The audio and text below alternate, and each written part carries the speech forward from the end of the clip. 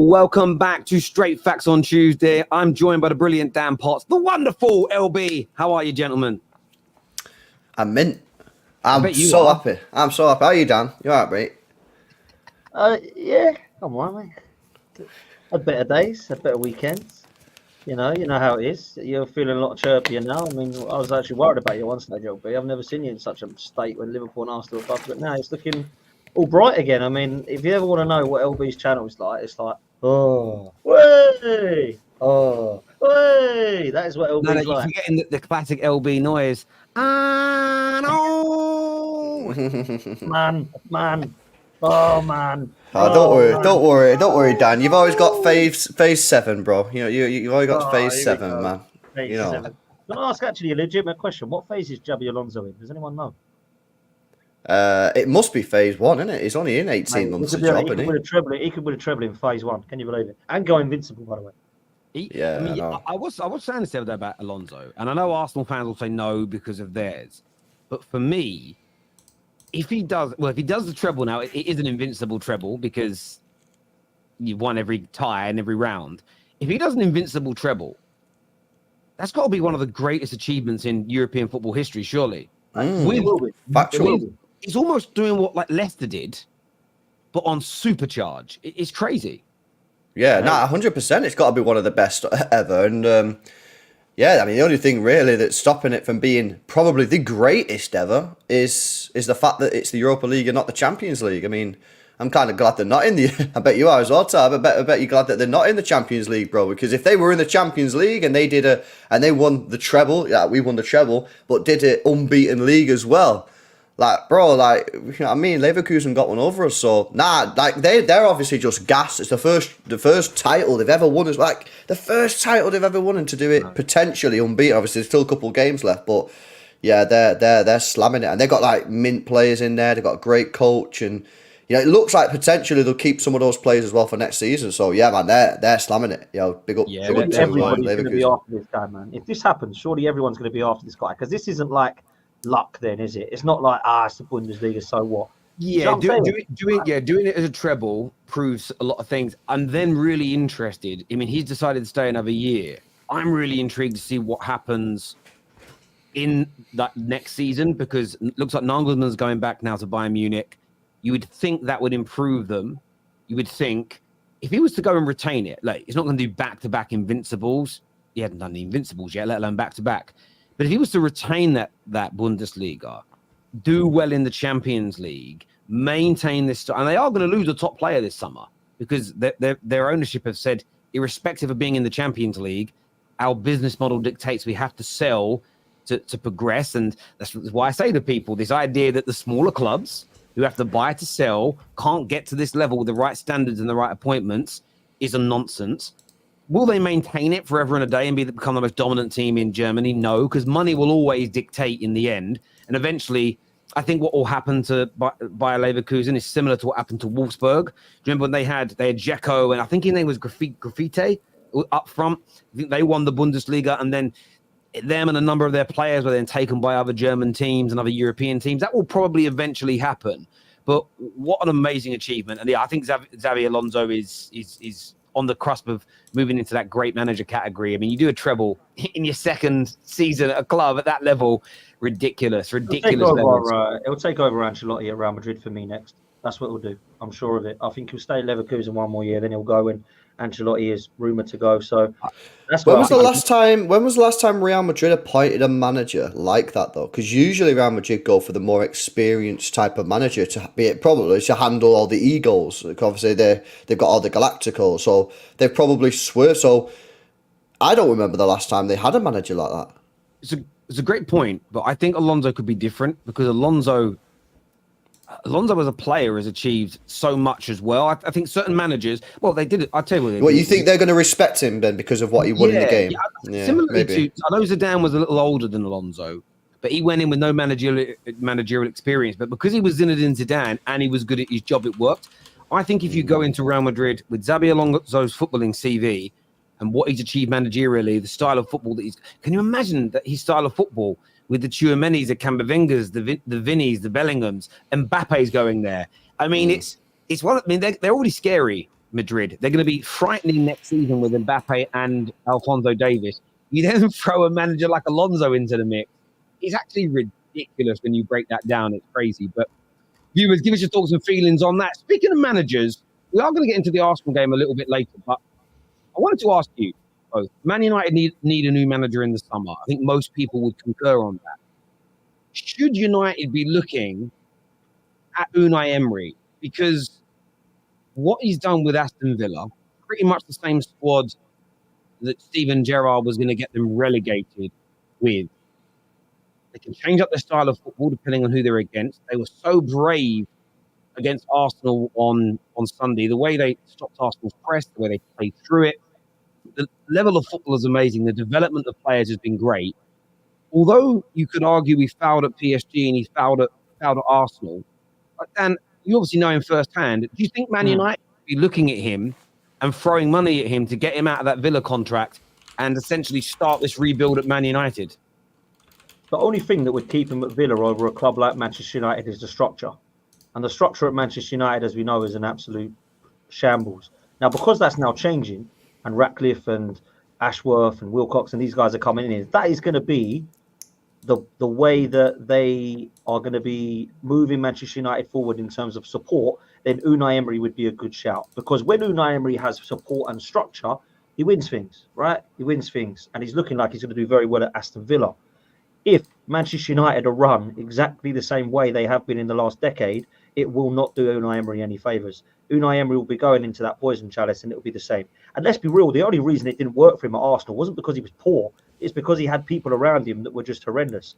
So people like Ralph Sanlehi and people like Sven Mislintat at the time, people like Hus Fahmy were all around him.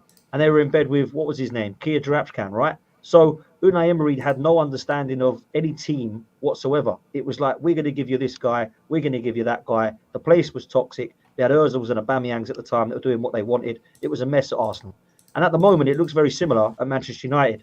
The Ozils and Aubameyangs are there with the Rashfords and Brunos. You've got no structure at the club. You've got Ten Hag, who's there, who's at the moment looking like he's not got a clue what's going on. The scouting there was a joke. So if that's going to continue, then no, I don't think Unai Emery will do anything different at Manchester United than what the others have not done right. But if you actually look at completely starting again, I think that's a fantastic appointment. And I look at what he's done at Villarreal. I look at what he did at Seville. I look at what he's doing now at Aston Villa. It's been really successful. LB last night was on the show with me reading out his Champions League record. It's actually not so bad. Europa League, we all know, is unbelievable. So I think this would be an unbelievable appointment. I actually think it's mad to say this, but I think he's quite happy at Villa, and I do think it would take a lot. Now, I'm not saying he wouldn't go to Manchester United because they're massive, right? But I think he'd only go to Manchester United if he actually fancied that the structure was there and he was actually going to have some form of what he's got at Villa, but at a bigger club. If he's not going to have that, then I think he should stay at Villa, if I'm honest with you. But it depends how much you back these guys, Tel, and if you think that they are going to be the guys for Manchester United, because the appointment of Emery, if that's the case, would be very, very good for the club, man. I can't lie. I don't know, man. I think United's in too much of a mess that Unai Emery would go to United. I honestly just think the players, I reckon 80% of them need to leave at United. It's a big job. And I'm just thinking to myself, why would Emery, having been at Villa, 18 months, 2 years or whatever it is now, is probably going to get them Champions League football based off the fixtures that are remaining. Why would he leave? Why would he leave Aston Villa to go to Manchester United right now? Like I said yesterday, Bayern Munich potentially. I know that they're obviously looking at Nagelsmann again, but I think Bayern Munich should be looking at Unai Emery. But because they're more stable. I know there's a little bit of stuff that they need to get sorted out of Bayern Munich, but you don't need a full rebuild like United.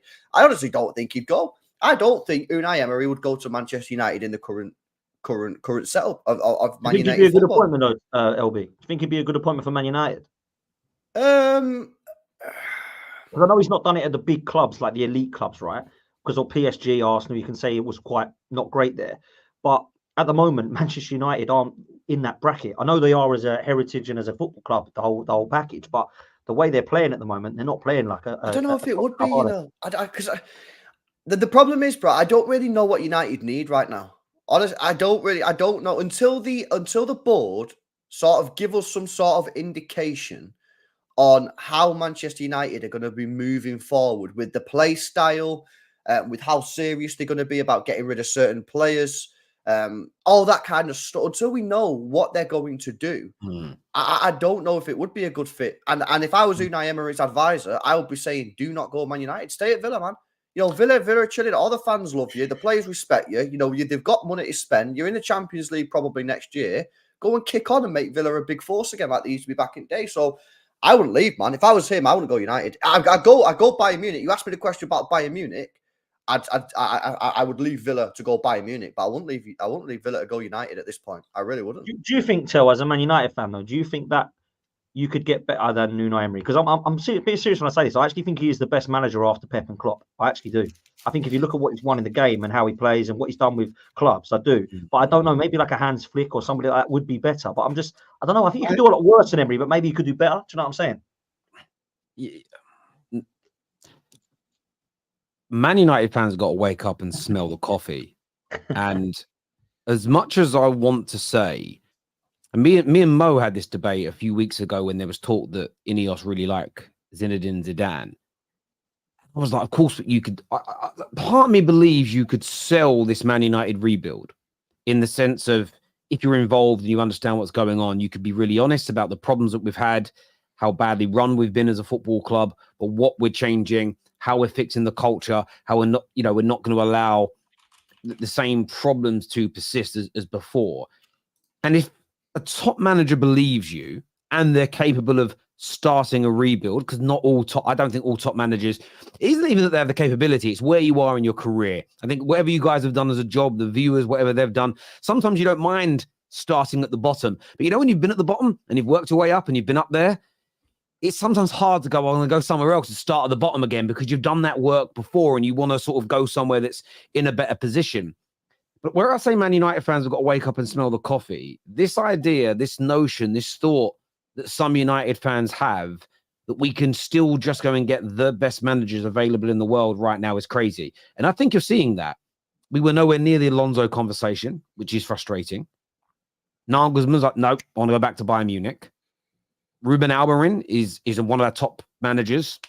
Scan Liverpool. He's not looking at us as an example.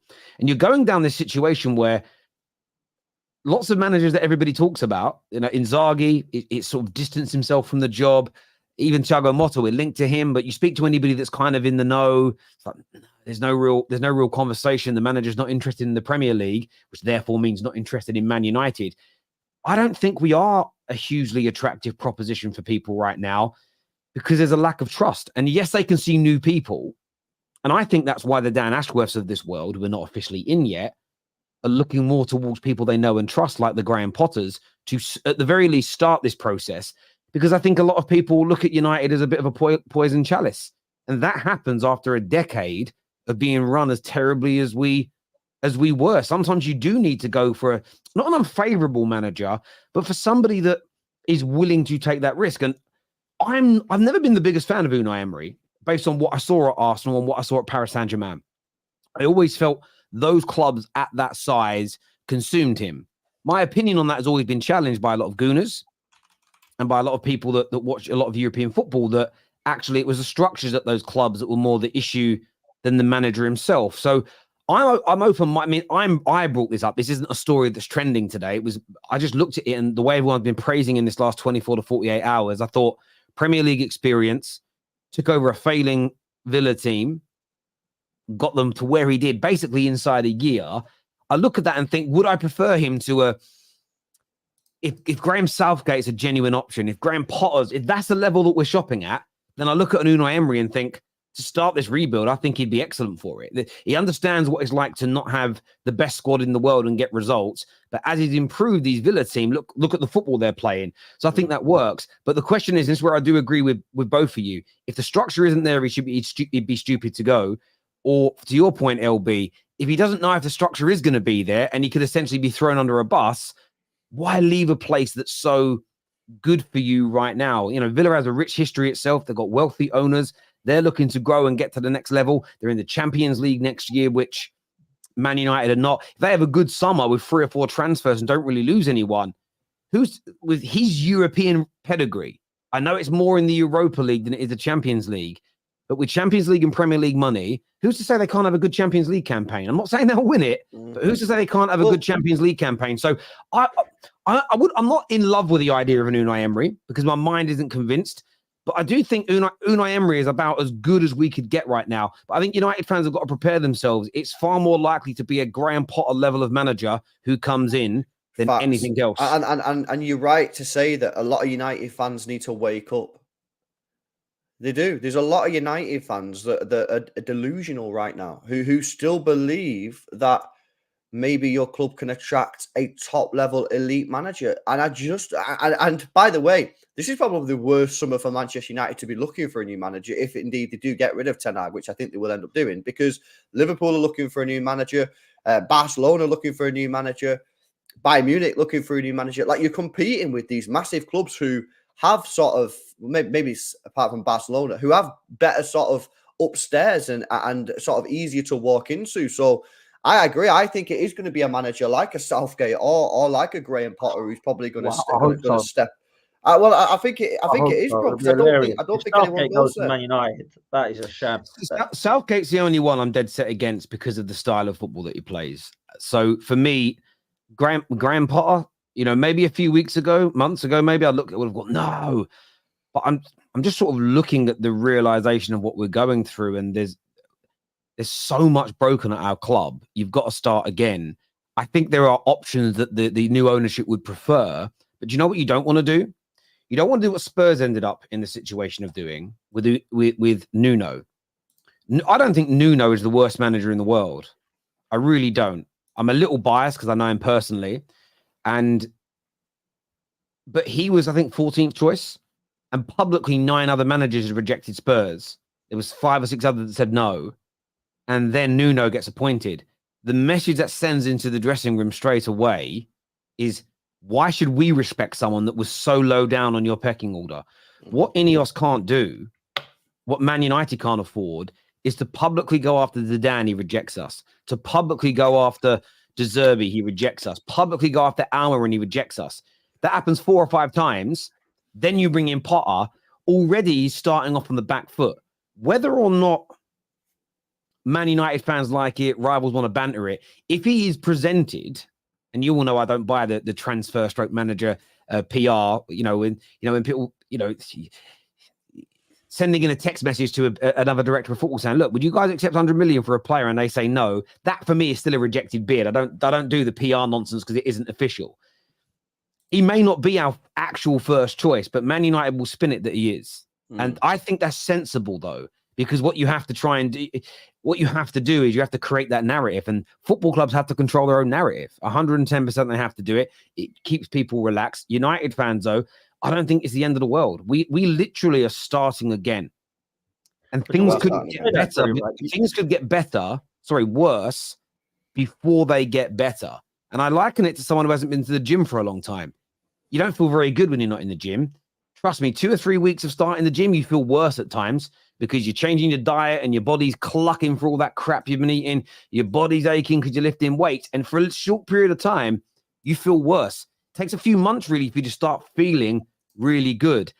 Now, that will be extended because this is sport, potentially. Look, we might get lucky and the football clicks straight away. The players buy into whoever comes in and the football's good straight away. But in terms of results, it's going to take time. It's open heart surgery, as Ralph Ragnick said. And I think United fans have just got to prepare themselves for that. This idea, and again, I say we could get lucky and the football's good straight away. We're back up. We stay in and around the top 6, maybe get a Champions League spot, and we do well. We're like, bloody hell, that's quick.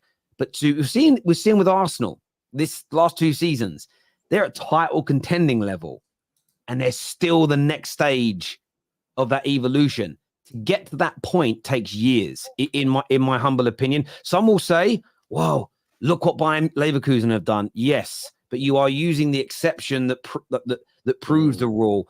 That's partly happened because, listen, if they wouldn't have employed Tuchel and Bayern Munich had got themselves a better manager, it may have been different.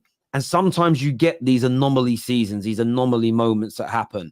But most teams, it takes them a good few years to build a team capable of winning the league. Plus, where the Premier League is different to Germany is that one team was always winning it, and now they had a little bit of a drop-off and you've overtaken them. In the Premier League, even if City have the drop-off, you've still got Liverpool, you've still got Arsenal, you've still got the other teams that are around you. It's a little bit of a different scenario, in my opinion. But look, would they have gone unbeaten this season if there was 2 or 3 teams at Bayern Munich level competing with them?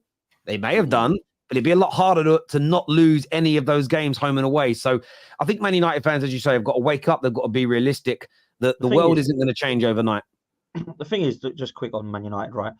You say we've got to start again, and I agree. It looks horrendous. I think me and LB were talking last night. It's like 85 to 90% of the players just need to go. They just aren't good enough or just shouldn't be there, been there too long, right? But this is what I still don't quite get from Man United fans and what they want. Do they want a win-now manager and say, throw a load of money at it to get a win-now team because you ain't got a win-now team now? Or do you want to go and get a De Zerbi or an Arne Slot or a Ruben Amorim and say, here you go, we're going to give you a few years, get us back into Europe, then get us Champions League, then get us title? What one is it? Because you've got 2 options. You've got both of them options available to you, Tel, and I don't know what the fan base wants. Do you know the problem? You spend a lot of money, bro. You spent more money than anyone. Do you know what I mean? The problem the fan base have is they don't want to listen to reason sometimes. So I want to win now manager, but it isn't plausible with no structure.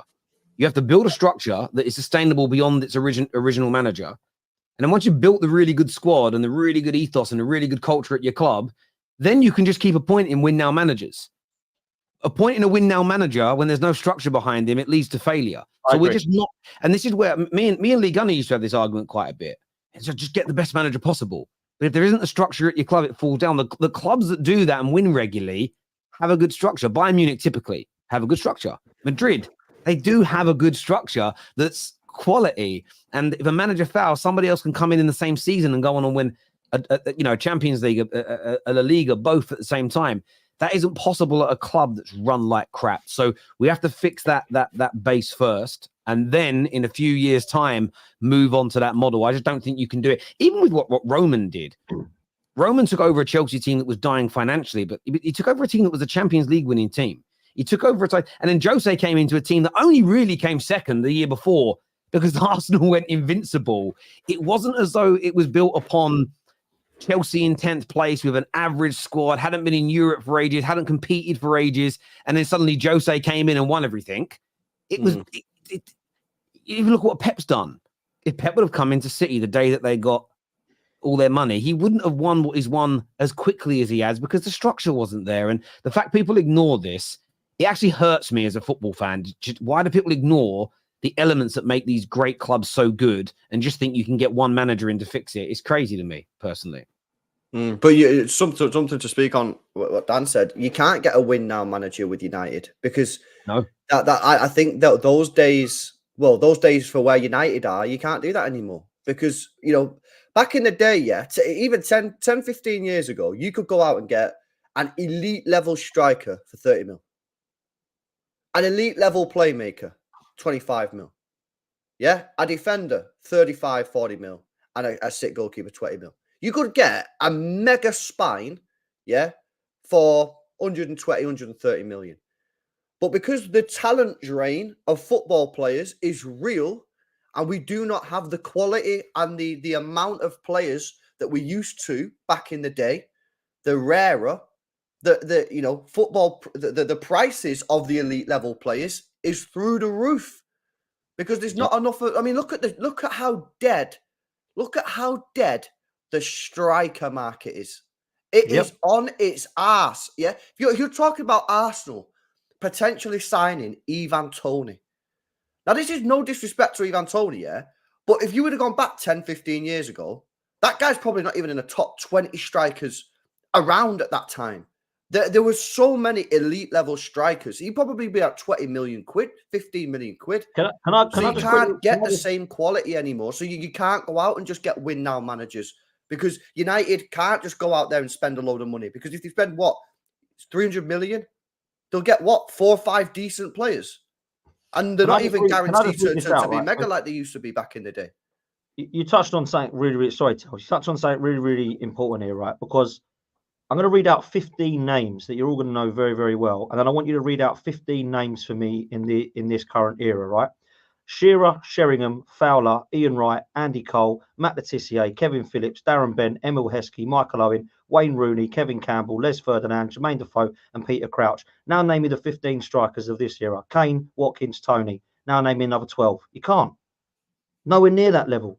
And we had all coming through at the time. And that was just in England. Half the players didn't even get in the team. Didn't even get a call up for England. Right? Where is it gone? Where is the talent? I think what's happened is that the number 9 became a bit of an obsolete. The out and out number 9 became a bit of an obsolete position. Managers are now starting to use that system again, and we're noticing, damn, we haven't developed them. The same as we went for a little period where we weren't developing fullbacks that could fucking defend, because everybody wanted fullbacks that were essentially fouled wingers that could attack for you. And you'll probably find now the academies are working their backsides off on developing these strikers. And in a couple of years' time, you're going to start to see more quality come through. But there is that. And as you say, that certain areas there isn't the quality. I think there isn't the quality of managers now as there were. There's lots of potential managers. There's more potential managers and up-and-coming managers than there are people that guarantee you trophies that also are attainable. Because Simeone's a world-class manager.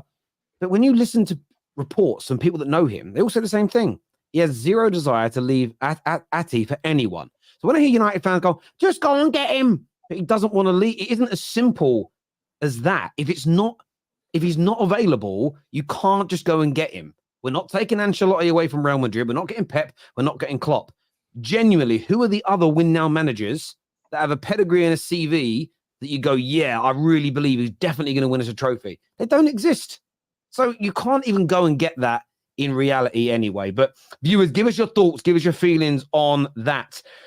Gents, we've seen Chelsea obviously come out in the news. We're going to get onto their game a little bit later because that was fantastic last night. But obviously a big story over the last 3 or 4 days that they will comply with financial fair play, predominantly because they sold 2 hotels for about £76 million. That will see them comply with that there is around it proved, by the way. I know a lot of Chelsea fans said it didn't exist. They've got to sell about £100 million worth of players. Lewis will go into that. We know a lot of their academy players are up for sale. They sold the hotels for around nearly 80 million. You start putting those two amounts together. Guess what it nearly adds up to? Pretty much a £200 million black hole, as a financial expert said. Ornstein today has come out with a statement and said the fact that 2 hotels needed to be sold, for example, to comply with financial player regulations of PSR, you've got to point out that Chelsea are compliant, and that is the bottom line here. So a lot of Chelsea fans read that, hear that, because he spoke it on television and go, well, that's it. Our financial issues are resolved. However, the Times has put an article out today that stated that Chelsea's 76 million hotel deals are under scrutiny from the Premier League. And they state that the Premier League is yet to approve the valuation, that it is within market value, that they're happy with everything that was done. Yes, Chelsea used independent valuers to help them get to that price. But some strong reports from the Times kind of contradict a little bit what David Ornstein has said, that there isn't a bottom line, it isn't over. But the big question still remains. They've sold assets to make sure they're not going to get points deductions. Any business selling assets shows you that they're in trouble. Is it the bottom line, as David Ornstein said, or if Chelsea don't improve next season, if they don't get back into the Champions League, if they have another poor season by their standards, could they not just be in the same situation in a year's time, LB? Well, it sounds like it. I mean, the whole thing is just a complete farce. It is, isn't it? Like, it's just a complete and utter farce, yeah? They've sold hotels to the same guy that owns them, and then I've got a management contract, apparently, according to Stefan. So Chelsea keep the revenue stream from it. So they've sold the hotel, but are going to keep the money that comes in from the hotel or some shit like that. It's absolutely wild, man. This whole thing is just a complete and utter joke. Like, apparently this is banned as well in the EFL. You're not allowed to do this, but for some reason, the Premier League, like, have just got it in the rule book. Like, it's just ridiculous, man. Like, how can you have, how we got football so wrong? How have we got ourselves here where we've got a club that was about to breach FFP or PSR, yeah? And to get out of it, they sold themselves their own hotels. It's just wild, Can I ask you a question, LB? Why are Chelsea allowed to sell? Why are the rules so that Chelsea can sell assets between co-owned businesses, related businesses, keep the revenue stream from that, but yet you're under investigation and facing 115 charges based on your owners and companies that he may be involved with pumping money into your football club? I understand technically on paper there'll be differences, but in reality, it's exactly the same thing, is it not? Yeah, but if City get found guilty of that, they'll be charged. But Chelsea are just doing it, and it's fine. Chelsea, they literally sold themselves a hotel. It's just ridiculous. Like, you know what I mean? It's just everyone's just like, yeah, it's just chilling. You know what I mean? Like, if City get found to be guilty, they'll get kicked out of the league. Mm. But apparently City's isn't all right. But for Chelsea, they've sold themselves a hotel, and that's okay. Like, how is people even thinking that this is at all acceptable? Is wild. It is just ridiculous, man. They'll just say we found a loophole. That's what they did last time. We found a loophole, and we'll be able to do it. Now Chelsea Football Club are selling 40 towers, and old Basil 40, Todd Bowley, is getting away with it. It's absolutely crazy, man. Like I don't know. This isn't football anymore, man. This isn't football. This is just a ridiculous thing. And unfortunately, this is what was always going to happen when money came to this level, come into the sport. And I think now people that were saying money's going to ruin it, I think it has. And you either just say now FFP no longer exists, BSR no longer exists, and we move on and just say spend what you want, everyone crack on. If you got it, spend it, it's your money, you can. Or there needs to be some form of cap put in, because you got to do one or the other. There's loopholes all over the place here. If this is allowed to happen, it's a madness, really, isn't it? There's going to be loopholes everywhere, though. Like, listen, these football clubs are owned by billionaires.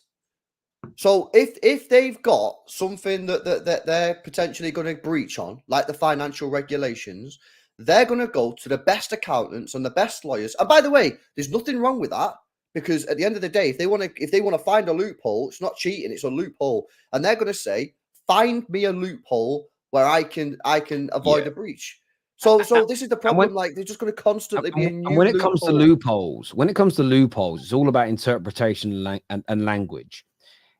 And it may not even be, the word loophole is so broad. It may just be a case where the Premier League go, well, actually, we think they've breached that condition.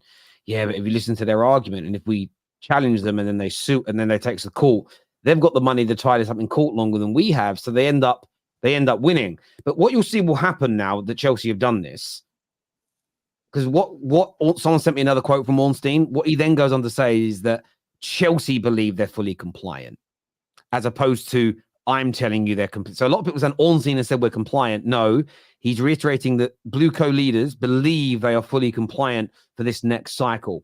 And they may very well be.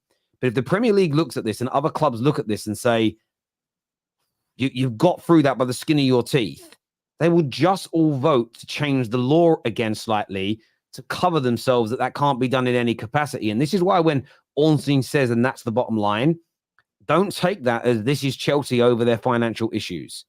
They're not.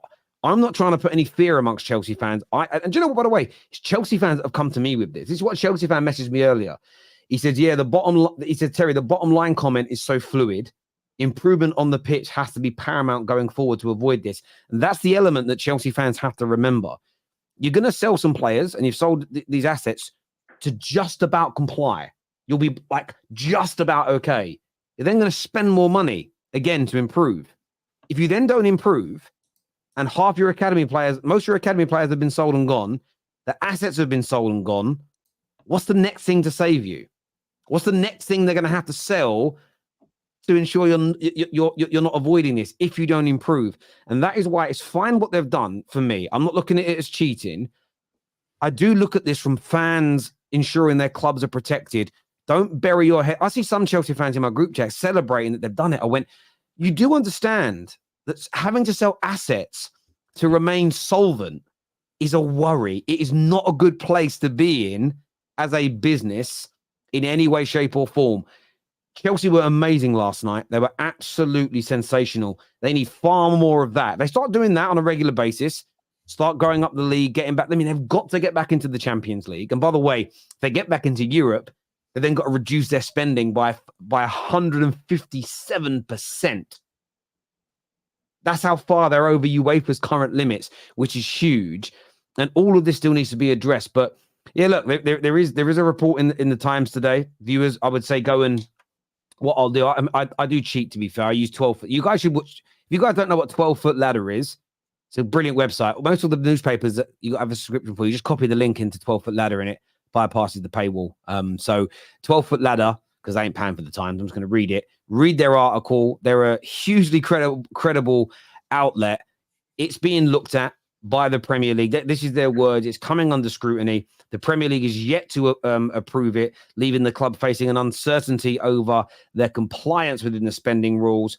It said the wholesale deal was a loophole that appeared to have helped Chelsea avoid breaching PSR rules, as it enabled the club to claim a full sum of income last season. However, in the 2023 account sign-off in December and now filed at Companies House, stated that the deal had not yet been assessed to be of fair value under the League Association parties' transaction rules, and that the conclusion may result in marginal change to that gain. So that's, again, what it officially states at Companies House. So again, Chelsea fans saying it's fear-mongering.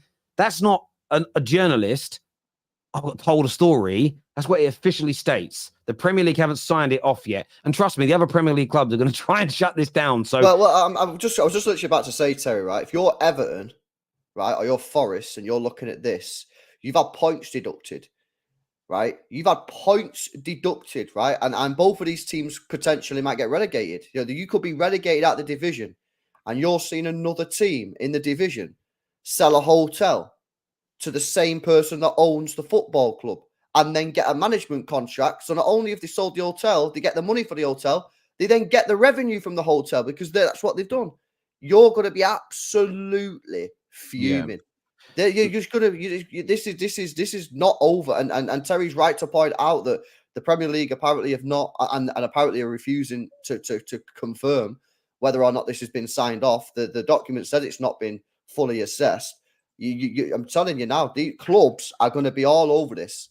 You know what I mean? So just because it's, oh, look at, we got through the loophole. You might have got through the loophole, but it's not over yet, because the teams are going to fight this all the way. And you can't, and listen, Chelsea fans, you can't moan at it, because, you know, you put yourselves in the shoes of an Everton fan. Put yourself in the shoes of a Forest fan. You might get relegated, and you've seen another team do what you've just done with the points. And people say, oh, you're a City fan, blah, blah. I've always maintained, City found guilty will probably be kicked out of the league. I ain't got no problem admitting that. You know what I mean? But a lot of Chelsea fans don't like speaking about the truth. This is not over, man. Be interesting to see what happens. Well, Lord Zola here says Ornstein said on NBC Chelsea are compliant about 5 hours ago. He did and he didn't. He said, and I'm going to quote him here, they, Blue Co leadership, believe they are fully compliant in the next cycle, the 3 years to the end of June 2024 cutoff. He didn't say they are compliant. He is stating that Chelsea are saying they're compliant, and that's the bottom line. He isn't making the assertion himself. And a few people saying that your source is bad, Terry. Listen, I'm going to trust what the Company House official documents that your club uploaded them. Your club has uploaded them to Company's House. They've come directly from Chelsea. It's not a source. Well, the source is Chelsea. Like, if you go into Company's House and look at anyone's business, it's what they upload themselves. So, you know what I'm saying? If I get £100,000 loan from my business and my company trading account say Terry Fleurs has taken a director loan of 100 grand, that source is cast iron because I've uploaded the document myself. Do you know what I mean? How does Ornstein know this? Do you know what I mean? Ornsteins don't know this. Well, this is what I would say to Chelsea fans. The same media that are saying, "Oh, it's all great and gravy," are the same ones that said there weren't any financial holes a few weeks ago anyway, or they were quite small. Now they've said, "Oh, yeah, there was a 200 million hole, and it's been filled by selling assets." And I think, as Johnny Mineral says, brown envelopes everywhere. Like the journalists that are on Chelsea's side are going to push out like everything's okay. Wake up and smell the coffee and do your own research and protect your football club. Sometimes protecting your football club, you have to go against it. You can't be defending it. You have to challenge. But they were very good last night, though, Chelsea. On some more positive news, LB, I know you've been very critical, as have I, this season of Chelsea, but they were fantastic last night, especially Cole Palmer. Yeah, they did play against Everton, and I thought Everton played a weird way. It's a bit too open for my liking. I would have been a lot more defensive, but you know, you got to give credit where credit's due. Cole Palmer stepping up again. He's a great player. I didn't want to sell him at the time. Said we should have kept him, but we got the 40 mil, moved it on, and he is their shining light at the moment. You know, he is their shining light. You know, he's got a lot of penalties. A lot of people are saying he's Cole Penmer in it, but You know, he's doing a lot other than the penalties. You know what I mean? Scoring goals, creating. He looks good on the football pitch, the way he moves with the ball, the way he, passes the ball and that. So, yeah, listen, things are looking slightly better for Chelsea. Not that they could get much worse, if we're being honest with you. If they can now maybe finish, if they could finish in the top 7, considering the season that they've had, that's the bare minimum, to be honest. That's still not acceptable. No one should be sitting there saying, yeah, nice, we finished 7th. It's still an absolute disgrace that Chelsea have finished 7th when they spent the amount of money that they have. But if they can finish 7th, and then next season they have to seriously look at kicking on. A 7th is still embarrassing, but it's just not a complete embarrassment. It's a moderate embarrassment, I would say. But that, what people want, they spent £1 billion. They should be finishing in the top 4. They should be challenging for the league. And if they managed to finish 7th, great. Based on where you were earlier in the season when you was like 12th or something, but it's still shockingly bad. But credit where credit's due. They're looking a bit better at the moment, unbeaten in the last 5. So yeah, they're all right. Yeah, listen, Palmer's class, man. Absolute quality player. Top, absolute baller. And quite surprised with this one, because when Man City sell players under Pep anyway, you think, yeah, you can understand why. Do you know what I mean? Zinchenko and Jesus went, they got the upgrades. They ain't been missed. Sterling, likewise, he'd gone. But this one, when you sell him for 40 and you spend another, 20 odd million on Doku, I know who I'd rather have. That's for sure. This Palmer guy is cold, man. Absolutely superb. Top player.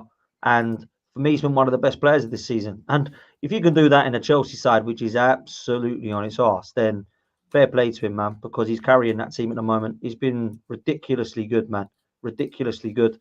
I like everything about him. I know some people are saying that, he's better than this player, better than that player. Everyone says everyone's better than Saka, so I've just kind of got bored of that one now. Everyone's better than Saka. But when you look at it, this player is an absolute baller, man. He's so good. So, yeah, I can see why he's getting the plaudits, and it's well deserved. I thought yesterday he was sensational. I thought Everton were a shambles, if I'm honest. Quite embarrassing. It's time for them to go down, I think, now, if I'm honest. It's time for Everton just to go. Like, they're just a mess. Absolute mess. But, yeah, he deserves the credit. He's been fantastic, mate. Absolutely fantastic. And the rest of their team, LB says it would be a shambles. I look at the team. I don't think it's that great. I still don't look at that team and think it's that great, really. So 7th, like LB says, I agree with him. It's probably the best they could hope for. They don't look good enough. Is that Tottenham team much better than them, though, bro? Probably not far off, I don't think. But I think... Well, that's what I'm saying, though, isn't it? Like, why can't Chelsea be competing with Tottenham, then, for top 4? I mean, Postecoglou's first season. It probably is, though, isn't it? I think it probably is better, in it, Spurs team. Do you not think? I think it's miles better. No, and I think I'd argue that maybe Chelsea have got a deeper squad as well. I think their back 4. Their back 5 is better. I think Spurs. I don't like Spurs either, to be fair, but I think they've got a back 5 that's pretty good. I think their midfield, when it's fit, is probably better and more balanced. They've got creativity in Maddison. I don't see that with Chelsea in their midfield. And then the front 3 is debatable. Son's better. But obviously Palmer, you would say, is better. But it's not much up top that Spurs or Chelsea have got, really. So you're probably right there. But I think Spurs' first 11 is better than Chelsea's, yeah, if I'm honest.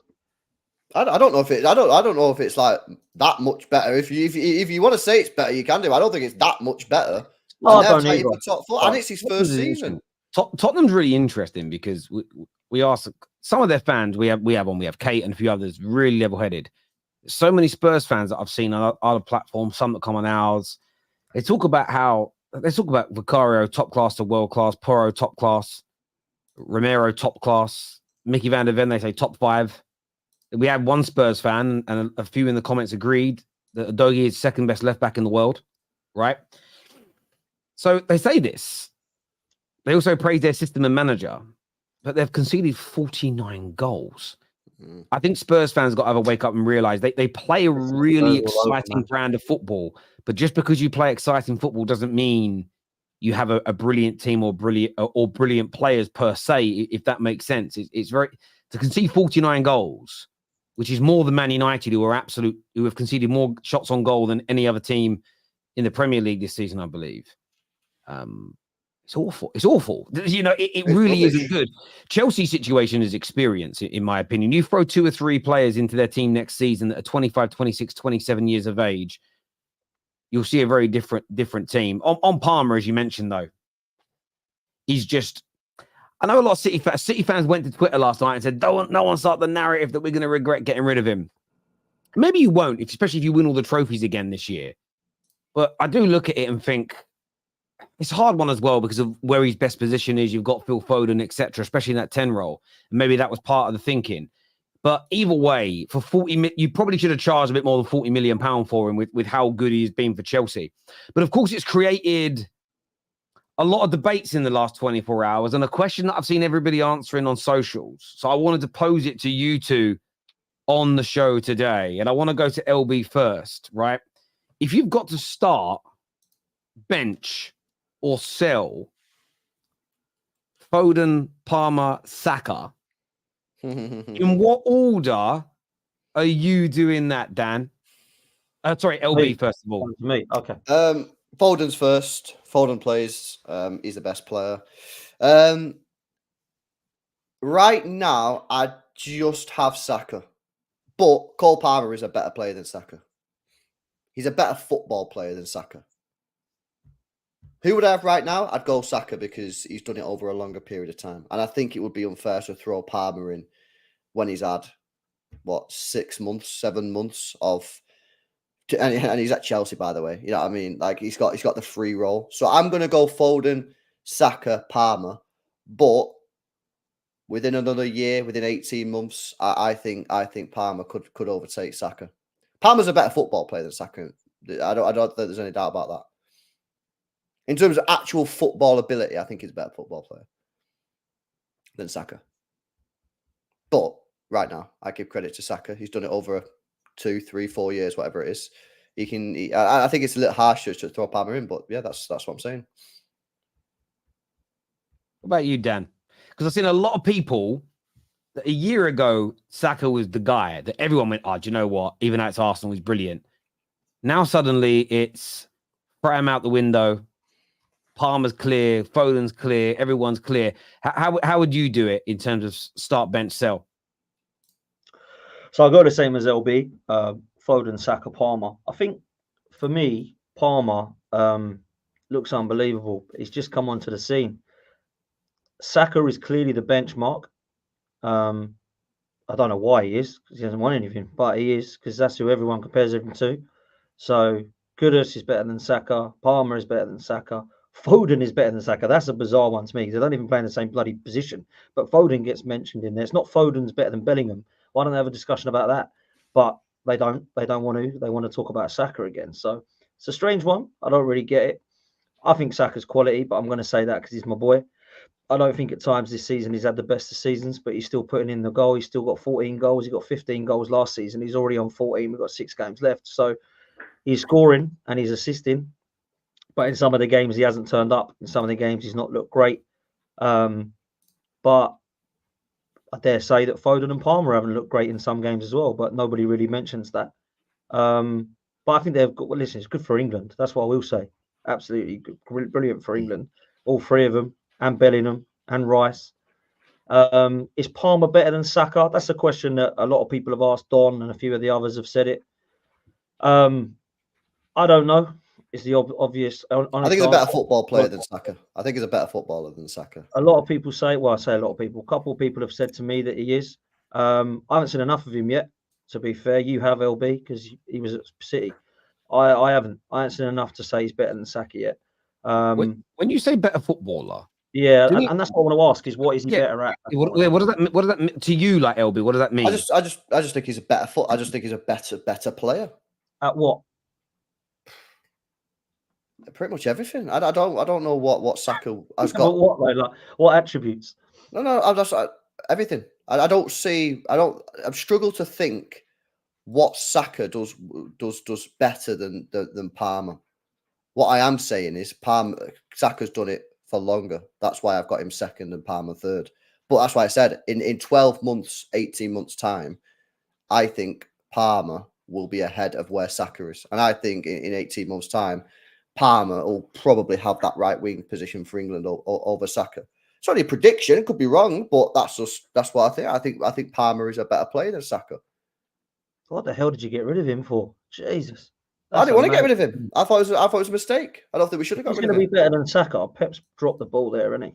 Jesus. Well, potentially, yeah. I mean, listen. For Doku. Well, I kind of know what happened. I have a theory of what happened there. Cole Palmer was told that when Mahrez was leaving, this is facts, by the way, he was told that when Mahrez left, you'd be next in line, right? Then we were linked and we was doing the deal for Doku. Now, when we were doing the deal for Doku, and he was at his previous club, Stade Rennes, I believe it was, he used to play right wing. So clearly, I think Cole Palmer got spooked. He's seen Doku coming in and say, hang on a minute, you told me I was next in line after Mahrez. Now you're signing Doku as a right winger. So he then said to the football club, I want to go out on loan. I don't want to stay. I want to have some minutes, which is a reasonable request. City said, you're not being loaned. Like, not loaning you. You're too good to be loaned. You either stay or you'll be sold. We signed Doku. We get a £40 million bid for Chelsea. City go £40 million bid for Cole Palmer, who's not really played that much. Straight profit as well for the FFP, for the accountants who love that. We'll sell him. Doku's not really played on the right, though. Cole Palmer would have played a lot of football for us this year. Yeah. Would have played as much as he would have done for Chelsea, of course, and he wouldn't have had the free roll. He wouldn't have scored as many goals. He wouldn't have had the penalties. He wouldn't have had the free roll. He wouldn't have looked as good, but he would have had a lot of minutes out on that right-hand side. He only played 9 minutes last year on the right. 9 minutes, according to Transfermarkt. Every time he played left wing, and I know he can't play left wing. So, yeah, we probably did make a mistake, but is it a major error? Like, I don't think it is. I've done a videos going up later. I discussed this. Like, I don't think it's a major error that we've made. Like, at the end of the day, we didn't sell him for peanuts. We sold him for 40 million quid. Do you know what I mean? It's a good profit for the football club. But I don't think we should have sold him. I think we should have kept him, personally. I think you should have kept him. I agree. The whole better than Saka thing's interesting. I think he's had a better season than Saka as an individual. Totally put my hands up to that. And that's not just eye test. That's backed up when you do. I did a statistical breakdown before the show. And in most areas, Cole Palmer's ahead of him. Shooting accuracy, shots on target. He scored 6 winning goals to Saka's 4. Saka has more away goals. Palmer has much more home goals, 15 versus 6. He scored 6 more goals in totality. Both scored quite a lot of penalty goals, 9 and 11 respectively. Saka has more on his right foot. Foden has a lot more on his left foot. Conversion rates with Palmer at 33% versus 25%. Assists is with Palmer by 1, 9 versus 8. Chance creation goes to Saka. Pass accuracy goes to Saka. Take on success goes to Palmer by 3%. And then ground duel success goes to Saka. The things he's better than him in, most of it's quite marginal, if that makes sense. But I would say overall, he's had a better season. If you look at it statistically, if you look at it with the eye test, the reason why I still have Saka ahead of him, I do agree with you, is Saka's been performing at a very high level for 3 or 4 seasons, and this is Palmer's first year. The reason why I can't put Palmer above him overall is we could all look at it from theory and say, I don't see Palmer regressing. I don't see anybody working Palmer out. I don't see anybody making Palmer go backwards. When he starts getting doubled up on, when teams start to maybe man mark him or try and figure out his weaknesses, I think he'll persevere through it. That's an opinion. When it comes to the Sakas and the Phil Fodens, because we've seen them do it regularly, we know they can do it. Even Saka's even delivering good outputs. He's won 4 games for Arsenal this year in a terrible season, as an example. He can deliver even during adversity. But we also know Saka can be even better than this. So I would still have Saka over Palmer at this point. But what I do find interesting, I know he's played quite a bit on the right, is that Cole Palmer, and a lot of Chelsea fans say actually he's more of a 10. So if he becomes a 10 on a regular basis, he's really got to be compared against Bellingham's and Foden's and Madison's, and he's probably more comparable to Odegaard I know Odegaard don't quite play a 10, but he plays attacking midfield, than he is a Saka if he stops playing on the right-hand side. But I do feel there's been quite a lot of revisionism when it comes to Saka recently, especially in a week where Arsenal don't beat Bayern Munich and there's that penalty incident and then they lose to Aston Villa, it's very convenient then to kind of throw Saka under the bus and I think take away such quality that he has demonstrated. By the way, for like this kid was performing well. By the way, a much younger age than Palmer. Palmer's 21 right now. He's not an 18-year-old that's come through. Saka was delivering in a very dysfunctional Arsenal team as an 18-year-old. So I don't think that should be just taken away from him because he's having, by his standards, not a particularly good year. But it's still a year where he's outstripping in terms of performances, outputs, and delivery for his club most players in his position in the league. So I think that just demonstrates his quality for me. But I'm not going to play down Cole Palmer. I'm not going to play down Foden. I don't do those games. I think all three of them are sensational. And the great thing is, they're all English. So they're all playing for my country, which I think is amazing. And the biggest conversation when it comes to England, people say Palmer's got to be in there. Who should drop out? It's obvious to me who should drop out. And it's James Maddison that should be out. It's not, people keep comparing him against Saka and this guy. That's the person who started the season well and then has absolutely fallen away. Yeah, and I don't think Southgate's a massive fan of Maddison anyway, innit? Because he took him a while to put him in. I just add one quick point to what you were saying there, Terry. Yeah, is and the other reason that I don't think you can put Saka above Palmer yet, is Saka's doing it under pressure. Saka's got to go out there and deliver week in, week out, because if he doesn't deliver, he'll get cooked off the fan base because they're trying to win a title. Palmer right now is playing for a Chelsea team. It's like going out and playing on the park with your mates. Like, there's no pressure. Like, there's pressure in terms of like not being bad, but like there's no pressure in like they're not going for any titles. You know what I mean? They're not trying to win the Premier League. So when they go out there, if he drops a stinker, it's like, oh, don't worry, fucking don't matter anyway.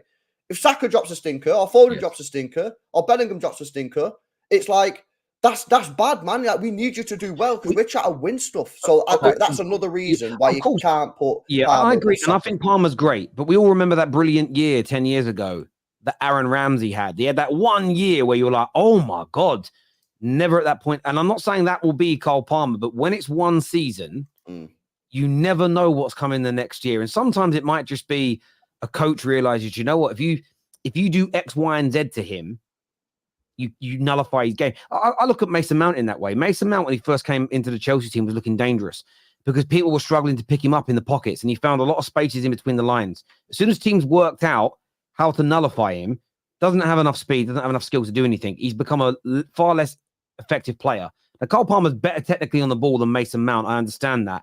But this is what tacticians will do. They'll look at it and go, how do we stop him? Then if he perseveres through that, he becomes an even better player. As you say, the pressure that can then... Next season, there's pressure we've got to do it again now, Cole.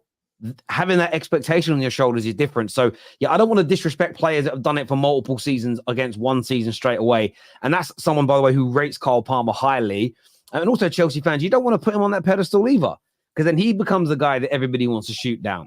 So I would say keep your powder dry on this one. But if he keeps doing this for the next few years... He'll be one of the best. I mean, he already is one of the best players this season in the Premier League. But he'll be one of the best without a shadow of a doubt. He's out of this world. Terry, you always back anything Arsenal. It's not about Arsenal. You're falling into a very reductionist trap. It's about the standards I have within football. So, Man Utd had an excellent breakthrough season in a very dysfunctional Man United team. If next year, when we're a bit more settled, he has a brilliant season, I'm not going to go better than Rodri, even if in that individual season he was, because Rodri has done it year in, year out, year in, year out. Mainly was going to have to do it at that level for 2, 3, 4 years before I say he is better. I might be able to say his form's better, he's had a better season, but you've got to hold those standards, because if you don't, a player can have 1 or 2 good years and you could start putting them ahead of all sorts of legends. So it's about, for me, maintaining standards of the game. It's nothing to do with Arsenal personally. Some super chats here. First one says, when did Chelsea become money laundering FC? Well, listen, the one thing I would say is this. That's why none of the clubs want a financial regulator, because I think you'll find a few things are going to come out when that happens. Arsenal fan here, Saka getting overworked like Rooney and looking like he's playing injured in all of 2024. Do you see that, Dan? Or do you see that as a bit of a cop-out or an excuse for Saka? No, I don't think it's an excuse. I I think we are overplaying him. I think every single rival fan has said this kid is going to last till 26 and that'll be it because we're overplaying him. I agree. I think Matisse said it on Big Six last night, actually, that he actually feels sorry for the kid now because it's like the guy is just absolutely knackered and will not get taken off. Martinelli, however, is him and Trossard in and out, him and Trossard in and out. He don't trust anybody else, Mikel, on that right-hand side. He don't trust Reece Nelson or Fabio Vieira or any of the others because they're not as good. Excuse Should me. have tried Saka, Jesus, bro. Should have tried Jesus there. I've told you that for you. To be fair, he has tried him there a couple of times, but not enough for me. But he's starting to get on my nerves, man. I've got to say. Jesus. Why? Why is he getting on your nerves? Please do tell. Do tell.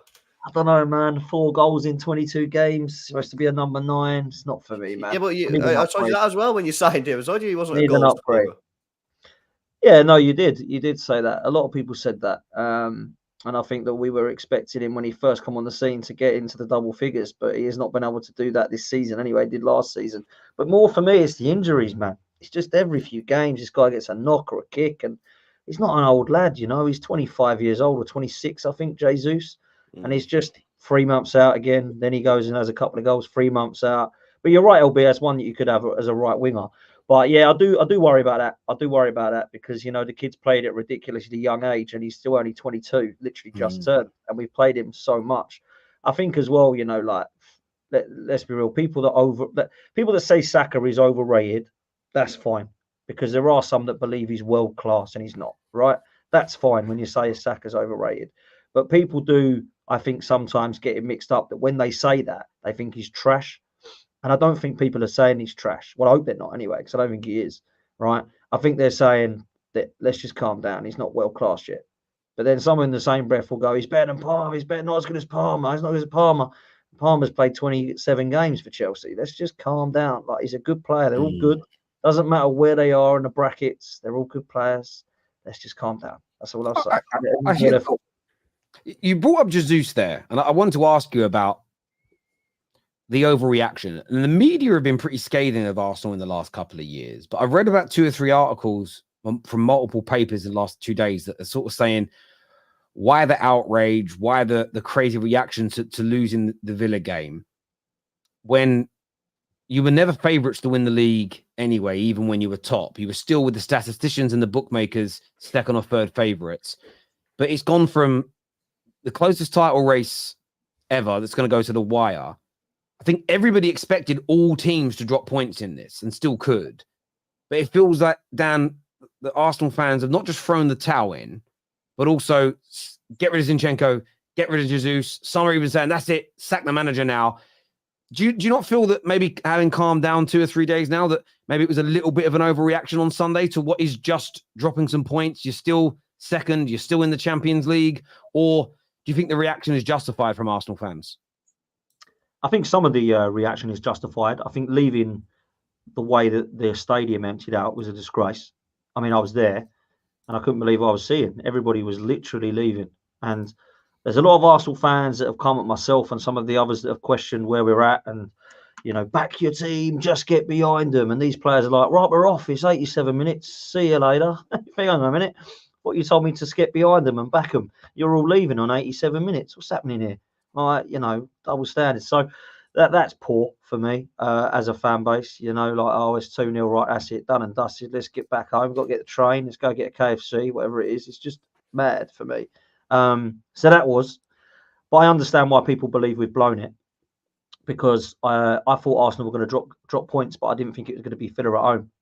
So I think people are expecting Arsenal to drop points, whether it be at Spurs away, Man United away, whether it be at another slip up. At a club like Chelsea at home or Bournemouth at home or something, like a draw. I didn't think we saw it coming there. So I'm assuming that we are going to drop points, and I still stand by that we will. I think Liverpool and Arsenal will drop points. The main thing is, it's Man City. If Man City were 5th right now, and this was Arsenal-Liverpool, there wouldn't be the outrage. But they're not. Man City are going to win the next 6 games. That's going to happen, right? And people go, it might not. And then they'll say, look at what happened with Liverpool and Palace. Look at what happened with Arsenal and Aston Villa. Yeah, that's Arsenal and Liverpool. Hey, Man City, right? So Man City will win their last 6 games and win the league now. If they don't, then they've obviously bottled it because that's what happens when you lose a league. You bottle it now. So I feel personally like that will happen now. I don't really Because- think there's I understand the mass overreaction when you're like, right, that's it, get everyone gone, blah, blah, blah, blah, blah. But you see, stuff like you see that. what I mean, though? You've just said a minute ago you expected to drop points anyway at some point, and you thought that City were going to win all their games anyway. So the fact you thought you'd drop points, whether it was against Villa that weekend or in 2 weeks' time, 3 weeks' time, you expected City to win the league anyway. All that's happened is your expectation. And that's what I've seen when you boil down what most gooners, whether it's a crazy reaction down to, oh, I'm just disappointed. You all expected to drop points at some stage in these last 6 or 7 games and City to win all of them. So why the outrage and overreaction and like the bottle job tags from yourselves? Forget rivals. Of course, we between us, we're going to throw that at you. But you see my point? Arsenal fans have said all along, oh, I don't think we're going to do it because we're going to drop points and City will win all their games. Now everyone's angry. I don't see how you've blown it if you thought that was going to happen. Do you understand where I'm coming from? Because I think now people will look at it like what you've just said, Tel, and go, Man City could still draw, but that means Arsenal have then got to win all of their games. And I don't think Arsenal fans believe that will happen or be the case. And I think that's the problem that we've got now. It's like, oh, we thought we were going to bloody drop points against Tottenham or Man United. We haven't even got to that yet. We've dropped points already. That means we're going to drop more than that now. So I think that's where people are coming from. Don't get me wrong. We're probably the most emotional fan base. I've always said that. We are the most emotional. We're the most over the top. Some of the most deluded takes you'll hear. Some of the most toxic. I can hold all that because I'd agree with it, right?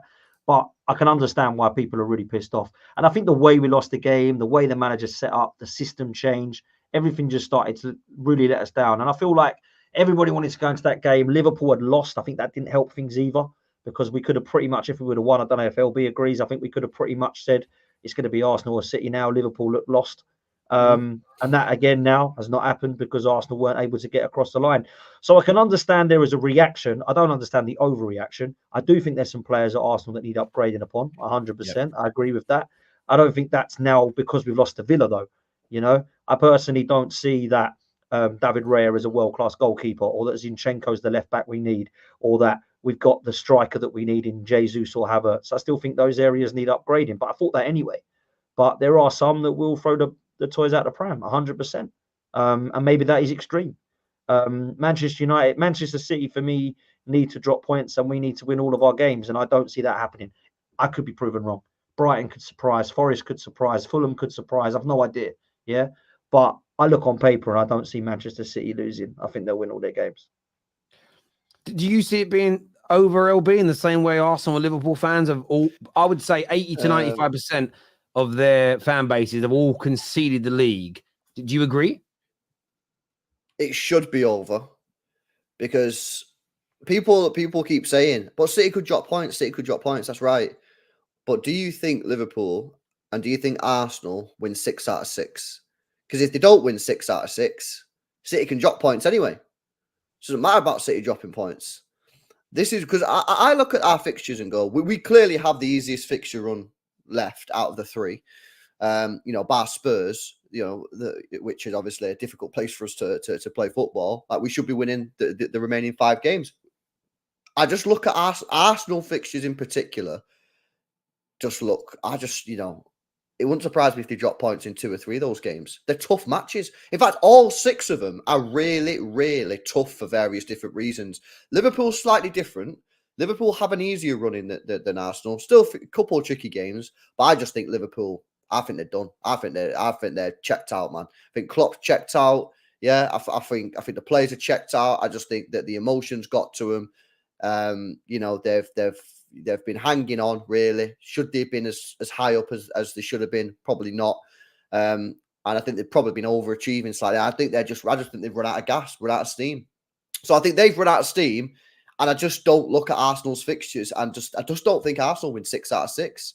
So if they win 5 out of 6, we can drop points in potentially 2 games. So I don't disagree agree with that element. I suppose maybe it's just my personality. I look at both Liverpool and Arsenal. And I don't like this notion of they're not going down swinging. The way Justin Gaethje got knocked out the other night, yeah, idiots have never stepped onto the mats or in a ring. Oh, it's so embarrassing.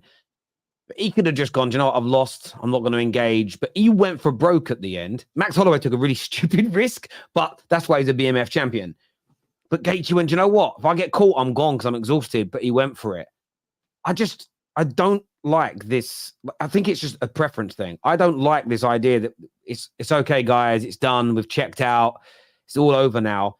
Go for it. You might still miss out. You might still drop points, but I feel like fans should be encouraging their team to go for it still. They should have a never say die attitude, even when you're up against crazy adversity, because you don't know what's going to happen. You don't know how these games are going to go. But if you go into them checked out and you drop points, then 100% it's over. And I suppose it's just, I know it isn't my team, so I'm not emotionally invested in that way, but I don't know. I've always been like that. No, you're right. But here's the thing, Terry. So City were in that position after the draw at Arsenal. I said after the draw at Arsenal, the only way we win this league is if we win 9 out of 9. And I had a chat, I did a show with Nobbins and we talked about it. And what you just said, I said on the stream and Nobbins agreed that I want Manchester City now to just go all out attack and just start going for it. And I accept the vulnerabilities at the back. I ain't going to moan about when we get done on a counter attack. And when I've been on your shows, I've been on other people's shows and people say, oh, what about your defense? You're getting on. I just said, I don't care.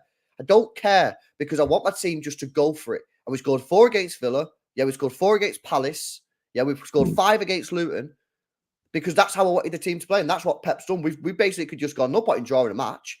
A draw's no good for us. Like, might as well lose the game if you're going to draw. Let's just full send it. Arsenal and Liverpool now need to get themselves in that mindset of the only way that they're going to win this title now is if they win 6 out of 6. So don't play for a draw. You know what I mean? Declan Rice coming out saying, no, I agree. You're better off taking a draw than... you might as well just go for it. I couldn't agree more. But what won't help is if the fans check out, because I don't think fans sometimes understand how powerful your voice, how powerful your attitude is. When you went 1-0 down with 3 or 4 minutes to go, plus injury time, which was 7-8 minutes, and your players see your fans leaving, they're done. Like, you don't help. You don't help your club when you're all online going mental. It doesn't help in these moments. And I understand losing it when your club's genuinely in the mire. But even then, after a certain amount of time, like, where's the anger come from? Most of the people that I saw terribly angry at the weekend are the same people that said at the beginning of the season, the manager will be sacked by December. We won't even be in the title race. Like, why are you even angry about that draw? Your prediction is wrong anyway, right? You just you're angry because you want to be. You're not even really angry in your heart of hearts, right? As there's one guy on Twitter that I follow. His prediction's always wrong about Arsenal, but he goes, oh, this is what I said would happen. No, it didn't. You said they wouldn't even be in the title race. So how can you, like, if they've superseded your expectations, how are you still annoyed? You're a liar. And I just think that Arsenal fans and Liverpool fans especially have got they can't concede at this point. And again, I'm only probably looking at it through the way I view the world, how I operate day to day as an individual. Like my daughter, she's only 5 last summer, and she was in she messed up in the sprint race in sports day. She'd won a few other events, and she has a problem with concentrating like me, and she wasn't really listening. And they said go, and she just started too late, right? And because she realized she wasn't going to win, she slowed down for the last half of the race. When I got back in the car, and she's only 5, I had a right go at her. I said, you never do that. I said, you run, even if you come last, you run as hard as you can right to the end. You never know. I said, someone, and in the next race, the leaders fell over. I said, see, that could happen to you and you might not come last. I'm just like that in every walk of my life. I just don't believe in giving up. I suppose that's what it is for me. I don't believe in any capacity in giving up and throwing the towel in. I've never done it in my life in anything I've ever been involved with.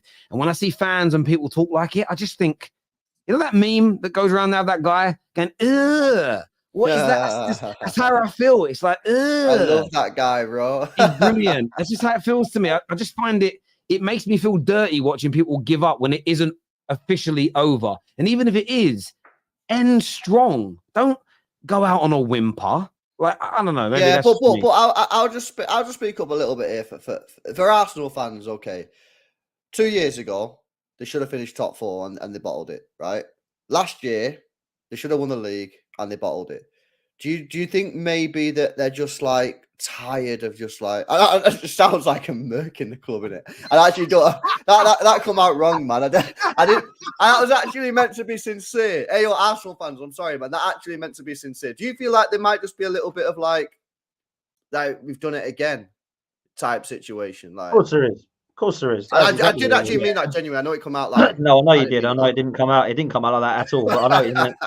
But for me, I do think there is that. Listen, there's always going to be the doubts that Mikel Arteta can get Arsenal across the line until he does it, and until there's evidence that he can do it, there'll always be that question asked, right? And trust me, if we lose tomorrow night, that question will be put up there even more as a statement. Look at this guy; he's bottled it again. We haven't won anything. Try for this again. There's got to be top context for me as to why we don't win something, and I've said that the whole way through. If you go into a title race and you take yourself into a Champions League against an elite football club and you don't get over the line, then there's context. If you're going to get dumped out to Club Bruges or not get through the group stages, go out of everything and come fifth, I can understand why people might question it and go, where the hell are we going here? We're 5 years in it, don't look any better. But there's context for it, right? There is going to be that. And I think at the weekend, it was like, that was the chance for us. And also, just quickly, I don't really want to sound negative here, but this season, although it's been a good season in terms of where we are, we have literally not been able to get across the line in several occasions, even this season, where we've gone to the Etihad and we haven't taken 3 points. We haven't taken 3 points at Anfield again. We lost to Villa away when it was a big game. We lost to Newcastle away when it was a big game. We drew to Bayern Munich at home without any fans that were there. There's been big statements, and we're going to get another one on Wednesday. I think questioning Arteta at the end of the season, you contextualize it. Yeah. You look at how far off the top from now you finish. If you finish off the top, you look what happens in this Bayern Munich game. I think it's a conversation that the fans at the very least should be having in terms of whether it's one more year, whether it's no, I think he has to go now. I think that's absolutely fair. And I think any Arsenal fan that just says, no, I'm sticking with Arteta forever, no matter what happens, I think that's wrong in itself. But I just maybe, as I said, personal preference. We've got some super chats before the end of the show here. First one says, the team leaving the pitch right after the game says a lot to me. Odegaard stayed and walked the full length of the pitch. I don't know where their heads are. Odegaard always does that. With Jesus, it's a build-up. He's had one good performance against Sevilla since the World Cup. So 25 hasn't played well since last year's run-in for me. I think he hasn't had a good season. Some people are pure ability overdoing it year in, year out. Tell legend Ray Hudson-Gerrard over Raquelme because he did it longer and he'll laugh in your face. Again, it's not. But again, I don't know who that. Ray Hudson-Gerrard. I don't know who that is. Hudson-Gerrard. Who's that? No idea. Thanks for the super chat, bro. I posed this to Terry yesterday about Cole Palmer. Will Palmer be on the plane to Germany? But each of you currently now would play would be your 23 for England, because I know Terry's anger Spurs fans with no Maddison. I didn't say no Maddison to anger Spurs fans. I look at it as Maddison plays one role, the 10. Foden and Palmer can play multiple positions that would help England. I don't want to see Maddison playing a central midfield role, deeper. That you don't play there. It's nothing to do with trying to upset the fans of Spurs. It's about being real.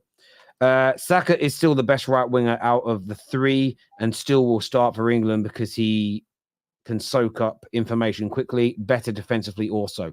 Oh, he's definitely starting for England on the right, because for England, he's been sensational all the time. Foden has 23 GA in the Premier League and Champions League. Saka has 30. Is it that bad a season? It's not as bad as people are making it out to be. That's true. This year says Saka is still better than Palmer, but I think we can say Cole Palmer is having a better season. I agree. I personally agree with that. Arsenal are being bantered by our rivals for being in a position they want to be in. Yes, you can say the team and manager has bottled it, but I have seen improvements this year that we can build on. That's what Dan T said. Have you seen improvements, bro? Yes and no. I've seen some improvements, but I've also look at that question I just posed to you, that we still can't seem to. I think it's a mentality problem at Arsenal. I don't think it's the lack of quality on the pitch. I think you said last night, LB, you actually quite like our squad and think it's quite a good squad, right? So that means the squad's there and the players are there, but the mentality isn't there. What I will say to agree with this super chat is the people that are bantering us are looking up at us, and that's what makes me laugh. Spurs, Chelsea, West Ham, Man United. I just think, really? Like, your season is an absolute shambles. and you're laughing because we drew to Bayern Munich and we lost to Villa. We're like in a position they'd love to be in. And that just makes me laugh. So, yeah, I can understand what Dan C's saying there. Big up for the super chat, man. Yeah, but listen, I think people will see improvements in terms of defensively. That's definitely true because obviously he's been one of the best in the league and Saliba, Gabriel, Declan Rice have been there. Up the top, though, I don't know that we have, man. I don't know that we have looked massively better, if I'm honest. So that's where we're at, man. Villa Birmingham derby all sold assets to themselves before not saying we are in the clear, but it's funny, Terry, your non-stop tirade is tiresome, and just wait and see. This is the thing, DJ. I'm only going by what's in the news and what's trending and having conversations about it. It's not about attacking Chelsea. It's about speaking about the news and being open-minded and having conversations. Why have I not brought up Birmingham Villas? Well, because we covered the top 6. So I talk about the teams in the top 6. If I covered the Birmingham teams, then I would speak about their mishaps and their goings on in more detail. But I covered the top 6. So when there's a trending story in the Times newspaper about Chelsea, why would I not cover it? And if it was any DJ, you're a long-term viewer and long-term super chatter, so I respect you. But if this was about Arsenal or about City or about Man United and we were covering it, would you feel the same way? I get Chelsea fans don't want to hear it because it's their club, the same as City fans hate when we speak about their charges. But I think it would be ridiculous for us to ignore them. And if this ever happens to Man United, and by the way, there's been a lot of bad stories about my club, do I not cover them in detail? So let's be fair here. It's not like a pick on any particular team. Other than Spurs, they're shit. I'm joking. Clubs in the EFL have done the same thing like this before, like Birmingham, etc. The EFL have closed down the loophole, but not the Premier League. This is true. This here says this is why the EPL needs an independent regulator. I also agree. Terry, a content creator called Football Club is calling you a hypocrite. I'm being serious. Cool. I don't care. I know who that guy's channel is. Someone sent me a video of his the other day. Looks like a good channel, really good setup. Might watch it one day, but yeah, I'm fair play to him. More power to him. Everyone's entitled to an opinion. The funniest one he did is calling at me and Goldbridge and a few others for being clickbait. Every single thumbnail of his and title is clickbait by the same definition. So I love people like that. Do your thing, man. More power to you. I hope you get 1 million subs. Big up. Tony here says Erik ten Hag finished 3rd last season. What to say? Unai Emery will be better. 2nd full season, could be doing the same as Ten Hag and crap the bed. Part 2 says these managers don't always improve 2nd season on. The narrative at the end of last season was Ten Hag is going to grow. That's a good point. It's a really good challenge and a really good point. So maybe you do wait another year before anybody bigger than Villa with respect to them moves in. But I think the one thing you would say is, I didn't predict that Ten Hag would stop doing what he was doing last year and change it up completely. I don't think Unai Emery is going to change it massively. Will he drop off? I mean, they may not come 4th next year, but does it mean there's been a massive drop off? We'll see. But it's a very good challenge. That's also the gamble, isn't it? Though that's the gamble that you take. Do you risk it? Try and get a manager that can improve it, like Arsenal. Do you get rid of Arteta to try and win a Premier League? But you get a new manager and it could make them worse. So could go backwards. Yeah, and that's the conundrum when people say get rid of Arteta or get rid of this person. My issue with Ten Hag isn't about just the managers. The whole thing needs changing. But people seem to want to ignore me. You guys have done so many shows with me now. That's what I always say. But yet they ignore that bit. But yeah, they start with Arteta. Everyone's like, get rid of him. This guy will make us better. They won't answer this question whenever I pose it to them. What are you going to say? How will you address the situation if they do all of that and you get worse? Then what would you say? And that's the problem. Like, people like that will take no accountability in the opinion they put out there then. And of course, it could still go wrong. Look, I want to thank everybody that's tuned in today. I've got to shoot because I've got a show to go to tonight. Yeah. Everyone hit the like button. Everyone go and check out Dan Potts' channel, The 12th Man. Go check out LB's channel. It's called It's LB. Make sure you're subscribing. Come back and leave us your comments. Match reaction later to the Champions League game tomorrow. I'm really looking forward to it. I'm looking forward to tomorrow night's games in the Champions League. They will be fun. We'll be previewing them tomorrow and much more. Until next time, everybody, take care. Goodbye. God bless. And we'll see you all again.